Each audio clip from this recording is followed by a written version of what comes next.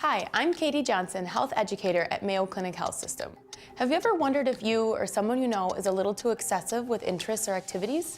Sometimes your love of something like shopping, food, video games, gambling, drinking, drugs, sex, and more can be too excessive and is actually an addiction. Joining me now is Brian Gleason, clinical substance abuse counselor for Mayo Clinic Health System. Brian, could you tell me about an addictive personality? Well, Katie, addictive personality is not a diagnosis. That's the first thing to know. It's more of a collection of characteristics that make some people more likely to become addicted. Having these traits does not mean someone will become an addict. The traits can include things like impulsivity, risk-taking, anxiety, and depression. Having attention deficit disorder, exposure to drugs and alcohol, or trauma, especially at an early age, and genetics can also be influencing factors. One trait that all addictions have in common is reward.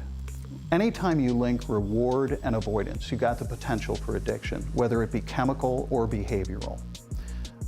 A reward is experienced in the brain as a chemical release, and it creates craving that fulfills and makes us feel satisfied. How do you know if someone you love has an addictive personality, or something you have a passion for is actually a problem? Well, let's take an example, shopping. Okay? If you get an extreme high or euphoria when you go shopping, it is the potential to become something addictive. After the initial rush, you need to keep repeating the behavior in order to keep your mood up, even if you can't afford the items that you're buying.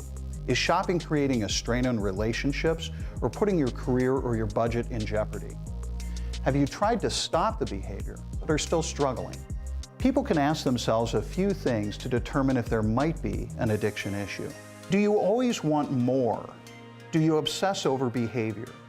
Is it difficult stopping even if you really want to? Is the habit replacing relationships? Are you unable to abide by rules you have set? Do you need more of the behavior to feel good? Is your behavior secret? Does your behavior continue even with negative consequences? The addicted person is often the last one to know that they've got a problem or have lost control.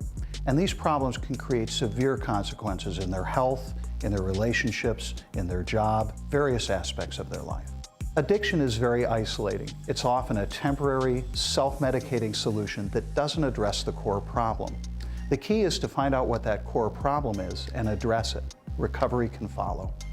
And the reflective questions you offered are sure to help someone realize that they may need help. If you or someone you know may be struggling with some of the addictive personality traits mentioned, help is available. And remember, seeking help is not a form of weakness. We encourage you to seek more information at mayoclinichealthsystem.org or the resource on the screen.